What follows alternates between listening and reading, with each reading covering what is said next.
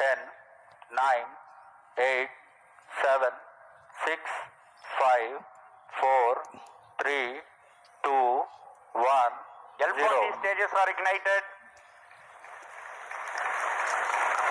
Plus 5 seconds. Lift off normal. Magnificent lift-off of GSLV F-15 NVS-02 mission. 100th launch mission of ISRO embarks on its journey. Plus 20 seconds. विहंगम दृश्य सफलतापूर्ण उत्थापन GSLV F-15 rocket का चारों L-40s तथा core booster S-139 वर्तमान में प्रज्वलित हैं और यान को उद्दिष्ट कक्षा की ओर लेके जा रहे हैं. An eastward mission launched at 106 degrees azimuth. Plus 40 seconds. GSLV core S-139 and the 4 L-40 strap-ons thrusting simultaneously. Cumulative thrust is 7,535 kilonewtons.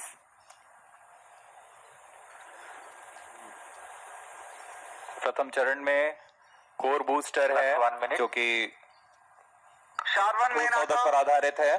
Core booster का प्रज्वलन काल लगभग 111 सेकंड का है.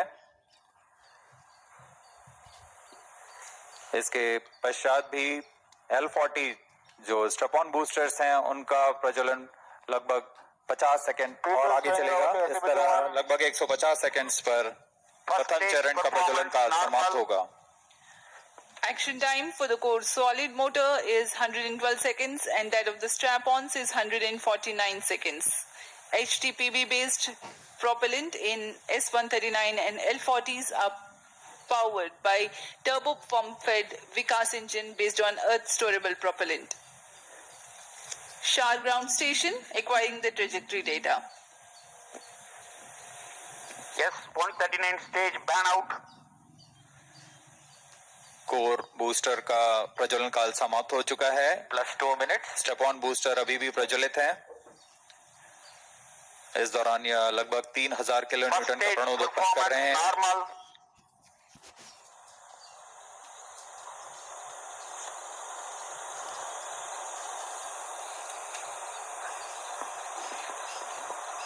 कुछ ही क्षणों में L-40 स्ट्रैप-ऑन बूस्टर्स बंद हो जाएंगे और GS2 द्वितीय चरण का प्रज्वलन शुरू होगा. L-40 stages thrust cut off. Second stage ignited. First stage separated. Inner stage separated. Closed loop guidance initiated. Current altitude is 81 kilometers. We are 169 seconds into the flight. Second stage performance normal. जी हाँ, जैसा आपने सुना, प्रथम चरण के कार्यकाल के पश्चात उसे यान से पृथक कर दिया गया है तथा द्वितीय चरण जो कि तरल नोदक पर आधारित चरण है इसका प्रज्वलन शुरू हो चुका है. यह लगभग 141 सेकंड का प्रज्वलन काल है. इस दौरान यह लगभग 846 किलोन्यूटन का प्रणोद उत्पन्न कर रहा है. Also known as the GL40HT, the second stage operates on UH-25 and N204. High thrust Vikas engine develops 846 kilonewtons thrust in vacuum. Burn time of GS2 for the present mission is 141 seconds. Shar and Port Blair stations currently tracking.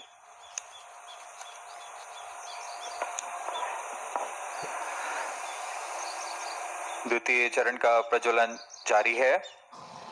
इसमें hypergolic ईंधन का इस्तेमाल होता है. Payload fairing separated.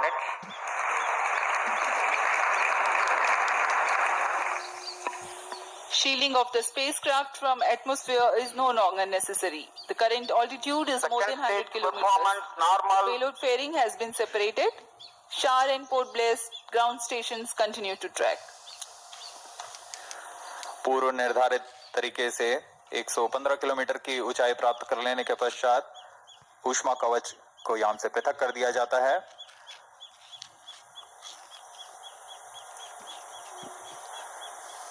Trio stage is authorized. जहाँ द्वितीय चरण का कार्यकाल अब समाप्त होने को है. तृतीय चरण जो कि क्रायो अपर स्टेज है उसे अनुमोदित कर दिया गया है. कुछ ही क्षणों में द्वितीय चरण Second stage thrust cutoff. Second stage separated. Cryo stage ignition commanded. +5 minute. द्वितीय चरण को सफलतापूर्वक पृथक कर दिया गया है। Cryo stage ignition confirmed. Here's a piece of good news. The third stage, the cryogenic upper stage, has commenced its operation. जी हाँ, एक बहुत जटिल इंजन होता है क्रायोजेनिक इंजन, और इसका प्रज्वलन शुरू हो चुका है। ये बहुत ही हर्ष का पल होता है यहाँ वैज्ञानिकों के लिए। वर्तमान में क्रायो अपर स्टेज प्रज्वलित है। यह लगभग 840 सेकंड तक प्रज्वलित रहेगा। इस दौरान यह 75 किलो न्यूटन का प्रणोद उत्पन्न कर रहा है।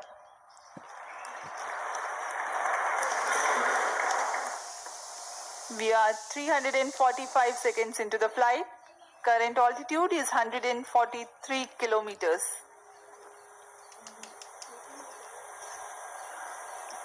सभी तंत्र सामान्य प्रदर्शन करते हुए और यान उद्देश्य कक्षा की ओर बढ़ता हुआ।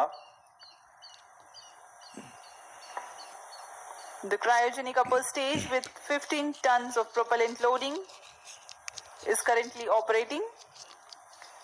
Liquid hydrogen as the fuel and liquid oxygen as the oxidizer. Burn time of the stage is Cryo 14 stage minutes for this performance mission. normal. The speciality of the stage is that its specific impulse is 453.5 seconds. It's a measure of the amount of thrust produced by a rocket engine per unit of propellant consumed over a specific period of time. Cryogenic stage is technically a very complex system compared to liquid or earth-storable liquid propellant stages due to its use of propellants at extremely low temperatures and the associated thermal and structural problems. Oxygen liquefies at -183 degrees Celsius and hydrogen at -253 degrees Celsius. The propellants at these low temperatures are to be pumped using turbo pumps running at around 40,000 RPM. It also entails complex ground support systems like propellant storage and filling systems, cryo engine and stage test facilities, transportation and handling of cryo fluids and Cryo related stage safety performance aspects. normal.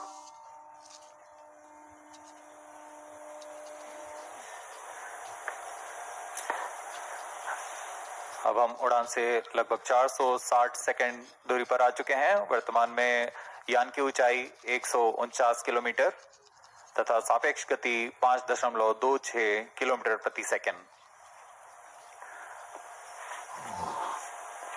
अपेक्षित पथ का अनुकरण करते हुए यह यान इसरो द्वारा फिर से एक बार परिपक्व प्रमोशन का प्रदर्शन किया जा रहा है। यह मिशन दक्षिणी पूर्वी दिशा का मिशन है, इसलिए इस यान को अनुवर्तन के लिए शार, पोर्ट ब्लेयर, ब्रूने तथा बैग स्थित ग्राउंड रडार स्टेशन के माध्यम से इसे ट्रैक किया जा रहा है। यान के सभी आंकड़े लगभग वास्तविक समय पर हम तक उपलब्ध होते हैं।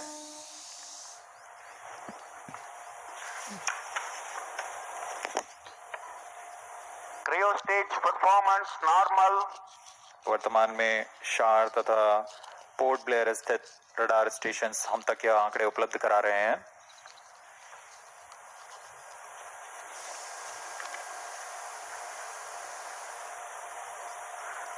क्रायोजेनिक अपर स्टेज तृतीय चरण है GSLV रॉकेट का। वर्तमान में वह प्रज्वलित है और 75 किलो न्यूटन के प्रणोद के साथ यान को उद्दिष्ट कक्षा की ओर ले जा रहा है। Two Gimbald steering engines provide for control of the stage during its thrusting phase. Nominal thrust developed by the engine is 75 kilonewtons in vacuum.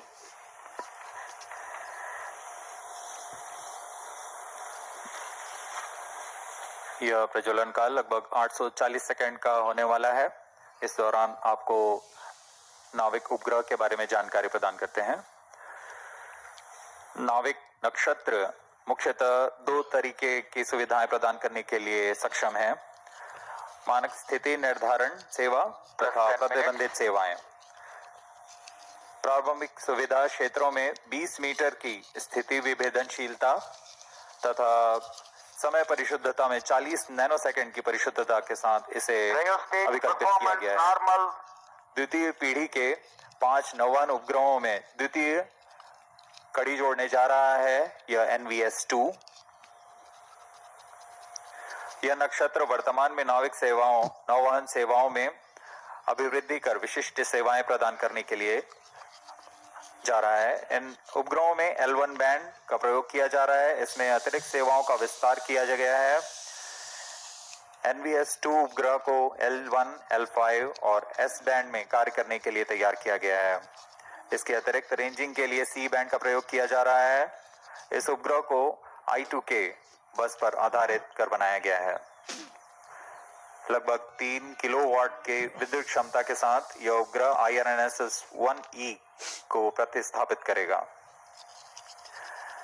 इस अंतरिक्ष यान में रुबिडियम एटॉमिक फ्रीक्वेंसी स्टैंडर्ड, जो कि एक परमाणविक घड़ी है, इसका प्रयोग किया जा रहा है। यह पूरी तरह स्वदेशी है। इस उपग्रह को UR सैटेलाइट सेंटर बेंगलुरु द्वारा अभिकल्पित, विकसित तथा समन्वित किया गया है। कई तरीके के परीक्षणों के पश्चात पूरी तरह सत्यापित तथा मान्य होने पर यहाँ शार लाया जाता है और कुछ अन्य गतिविधियों के पश्चात पूरी सावधानी के साथ प्रमोचक यान पर एकीकृत कर इसका प्रमोशन किया जाता है।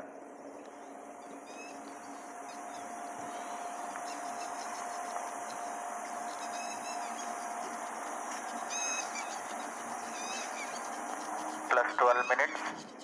वर्तमान में GSLV का तृतीय चरण cryo upper stage cryogenic engine कार्यरत है और पूरी तंत्र सामान्य प्रदर्शन कर रहे हैं।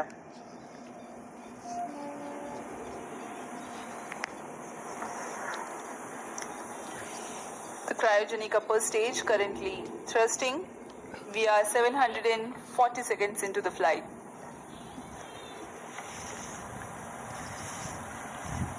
As Port Blair station continues to track, Brunei also has joined.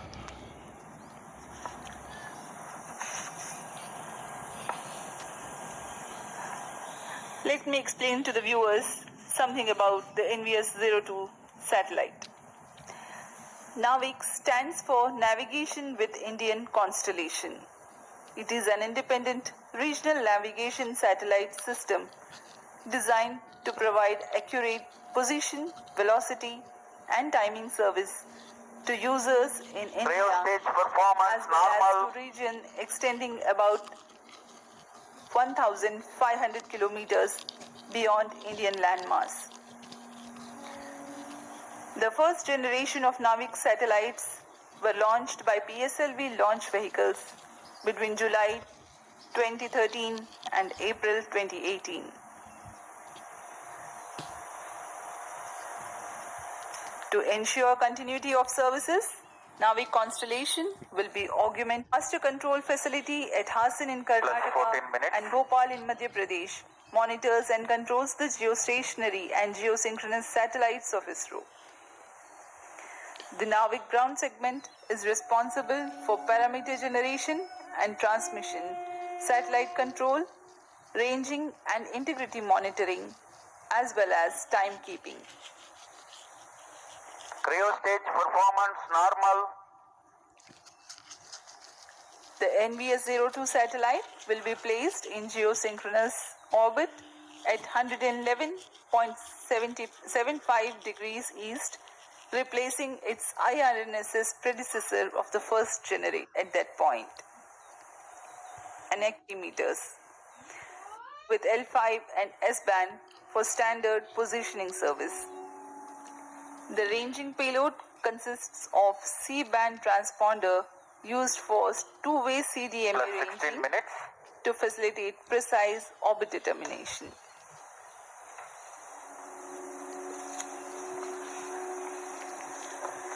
NVS उपग्रह के मुख्य अनुप्रयोग इस प्रकार हैं।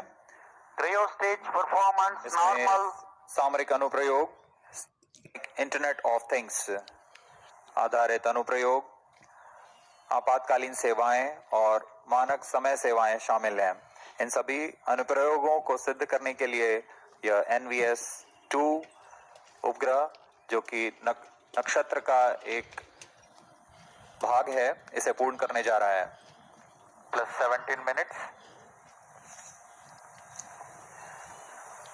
अब हम उड़ान से 1000 सेकंड्स दूर आ चुके हैं। वर्तमान में यान की ऊंचाई 200 किलोमीटर है और Its strategic applications.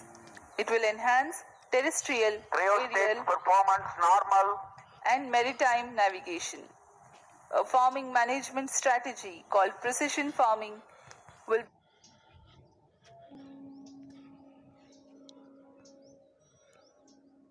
location-based services. With its continuous tracking and coverage capabilities, NVS is set to become a powerful means in precise orbit determination of satellites. Other noteworthy applications include IoT-based applications, emergency services, and timing services. We are 18 minutes 50 seconds into flight. Cryo stage thrust cutoff. Plus 19 minutes. तृतीय चरण को अब Satellite injection conditions are achieved. बंद कर दिया गया है तथा प्रमोशन की स्थितियां प्राप्त हो चुकी हैं NVS-02 satellite separated. और हर्ष का पल यहाँ पर सफलतापूर्वक NVS-2 उपग्रह को अंतरिक्ष में NVS-02 mission accomplished. उद्दिष्ट कक्षा में अंतक्षेपित कर दिया गया है। This is Range Operation Director. With this mission accomplishment, the Spaceport of India, SDG SHARP, Sriharikota, ISRO, Department of Space, had completed 100 launches from here. That is from SLV E1 10th August 1979 to GSLV F-15 29 June 2025. Congratulations Team ISRO for 100 launch mission.